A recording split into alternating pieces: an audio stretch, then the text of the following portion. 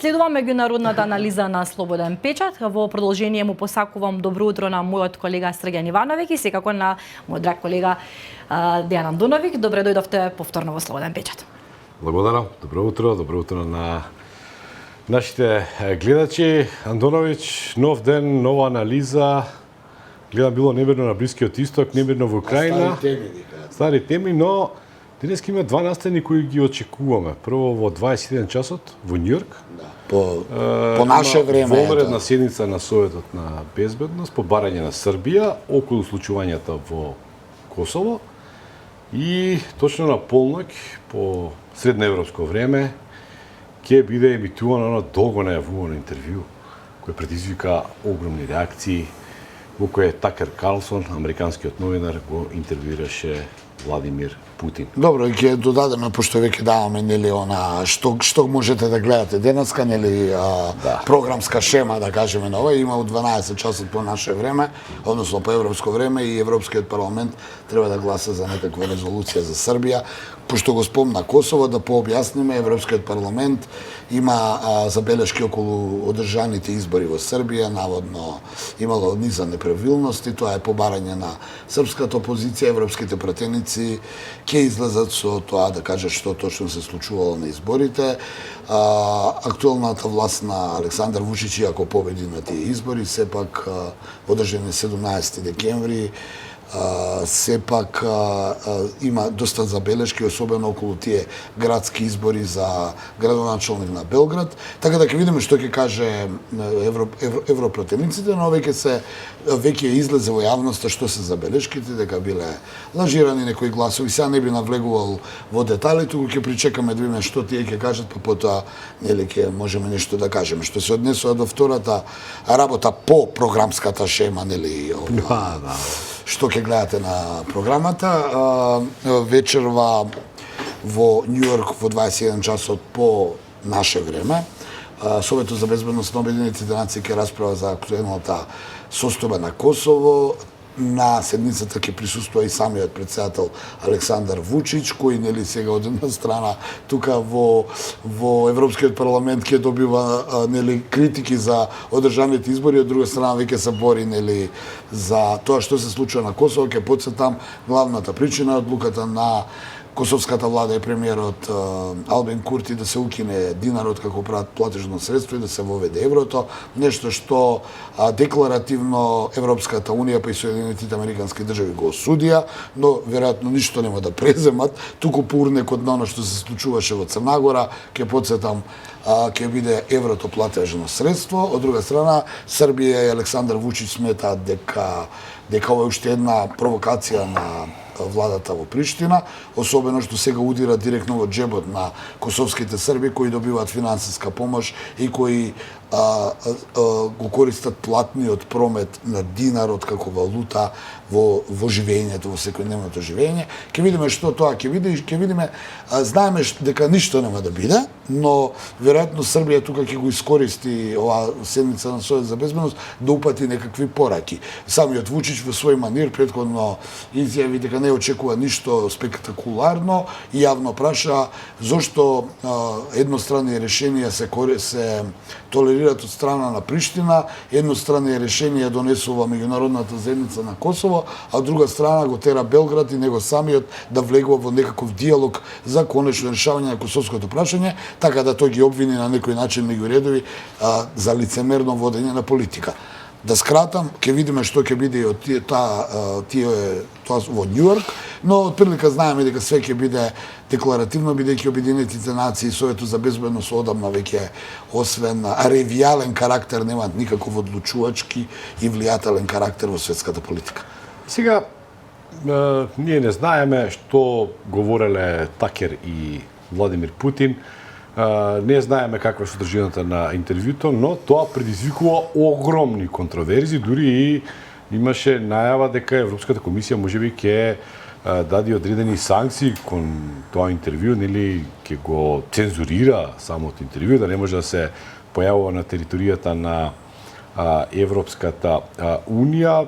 Тоа нас не загрижува. Дали некојаш вакво интервју, дали некојаш имало такава помпа? Дали ти се Немало сеќаваш? никогаш, ма не само ја да се Нема, сеќавам. добро, имало интервју со Садам Хусейн, имало интервју Да, со но Гадафи. Русија е инкриминирана целосно поради својата агресија врз Украина. Никогаш немало и цензура на медиумите. Значи, ако западната култура за нешто се противила, тоа била цензура. Да те подсетам. Да, Значи, да, цензурата била секога, дури ради таа Цензурата е цензура, забраната. да, дури ради таа цензура, под превезот на таа цензура, во 1999 година НАТО авионите гаѓа врз РТС, да те подсетам, и таму загина 15-20 луѓе вработени во се, само не во цензура. Значи загина технички персонал, монтажери, сниматели. Не загина ниту еден од оние за кои беа обвинети дека се прави цензура. Се сменија работите во медиумите, се сменија тие, ми се чини преседанот беше токму тогаш направен, кога беше бомбардирана РТС.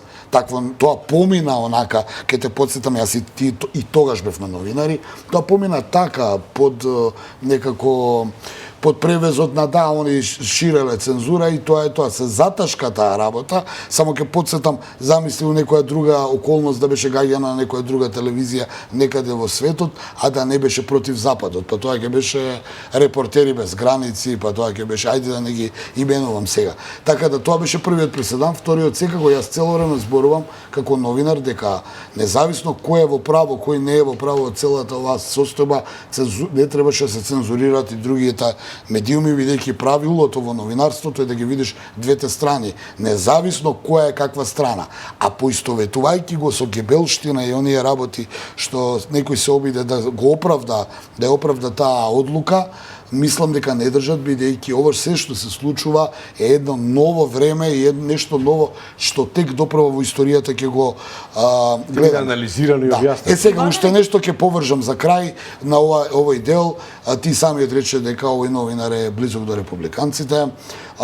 Многумина смета дека тој како да оди повеќе да му направи пиар, да го изфрли Путин од блокадата медиумска на Западот, па тој сака сега да го извади, бидејќи ако го емитуваат интервјуто, сите ќе го пренесат у свет, без разлика на се. Од друга страна, ова се случува во време кога во Сенатот републиканците и самиот Доналд Трамп, кој се поизвестно е дека ќе влезе во претседателската трка, да не преюдицирам и нешто повеќе, го блокираше и законот за миграција и законот за помош на Украина, да се додели помош. Како да е се ова смислене, добро смислен план? Да Трамп, како да, сега велам, ми личи дека Трамп и републиканците си го тапкаат патот да кога ќе влезат во Белата куќа, ги вратат односите како што и тој самиот најавуваше, нели, ќе подсетам, да ги кога јас ќе ако јас дојдам на власт, ќе запре војната, нели, у тој превез.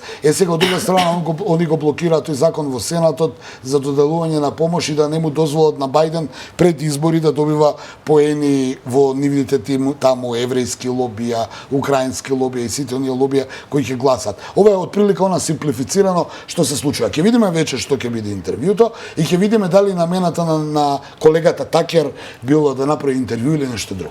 Доколку дозволите, би сакала да се вклучам во дискусијата, додека сме во исчекување на тоа фамозно интервју, верувам дека во утрешната емисија ќе го анализираме доколку има причина. Би сакала да поставам прашање, простори информација дека Путин помага околу ослободување на заложниците во Израел. Некако со заложниците и неодамна имаше информација дека дел од нив веќе се мртви, веќе не знаеме колку се на број. Од каде сега Путин помага заложниците да бидат ослободени? Тоа имаш уште кога почна кризата, нели, на 7 октомври беше така. Да.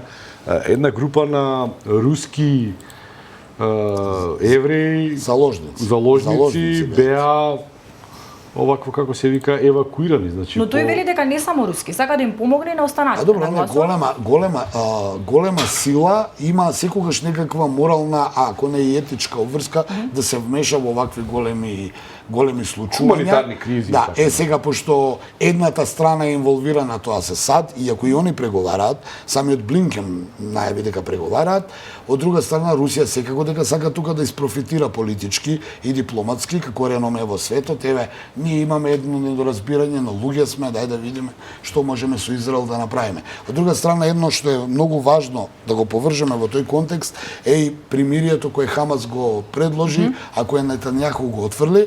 За да појаснам на гледачите, во примирието беше офатено 145 дена на 3 пати по 40 на дена да има прекин на огнот, значи да нема војна. Хамас да ги ослободи сите жени и деца под 18 години кои се заложници, но за возврат бара прекин на огнот, повлекување на израелските трупи, повлекување, ослободување од затворите на сите палестински жени и деца и она што е можеби најпроблематично, околу 1500 затвореници кои се осудени на доживотна робија, палестинци кои поради екстремизам, тероризам и не знам што се во израелските затвори, како и реобновување на уништените живеалишта на палестинците, нешто што Израел веднаш го отфрли. Рече не се согласуваме и практично му направи шах, би рекол, бидејќи испаѓа дека сега Нетањаху неќе да му ги ослободат заложниците.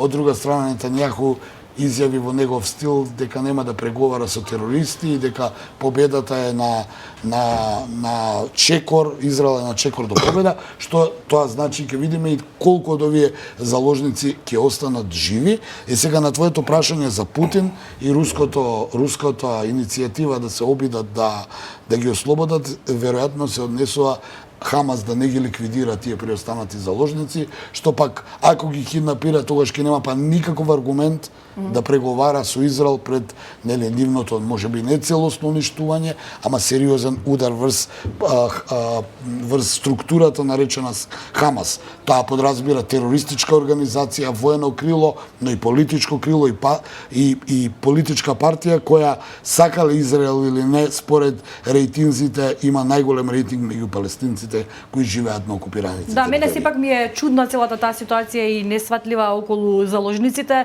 Знам дека голем дел од жени и деца ослободија, уште колку останаа, дел се починати, некако е дискутабилно и нејасно што се случува околу тие заложници и стана некоја така се понејасна и понејасна тема за дискусија. Очигледно дека се тргува со нив, очигледно дека тоа, како што велиш ти, е нејасно и така е од почетокот. Значи, прво, не знам, имаше некои биле жени, па после испадна дека тие биле всушност членови на ИДФ, дека биле... Да. Па добро, сите таму се војници, така да тоа е исто дискутабилно дали се тоа војни или цивилни. Како што рече Дејан, цензурата е се присутна, пропагандата е се присутна и голем број од информациите кои стигнуваат до нас не често се добри и не често се стига до нас. А и на крајот на краиштата не можеме се и да знаеме кога се воени прашања и политички и секогаш под превезот. Мене ми е интересно кој ги читам овие